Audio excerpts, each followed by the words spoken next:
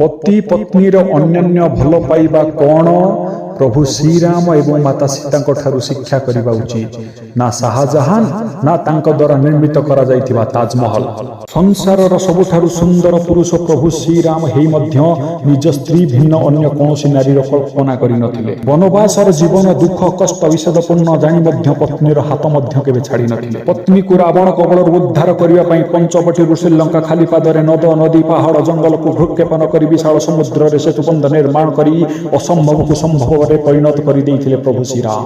त्रिलोक विजयी रावण को विनाश करी सम्मान पूर्वक माता सीता को उद्धार करते। माता सीता जेतबेले ऋषि वाल्मीकि आश्रम रे सन्यासिनी भली जीवन निर्वाह करुथिले प्रभु श्रीराम राजा हेई मध्य गजदंत पलंकरे न सोई राज परिवार स्वादिष्ट भोजन न करी सन्यासी भली चट्टान रे सोई फलमूल भक्षण करी राज्य शासन करुथिले। ये हेउची प्रेम त्यागर प्रतीक ना शाहजहान जे ममताज पूर्व एवं मृत्यु पर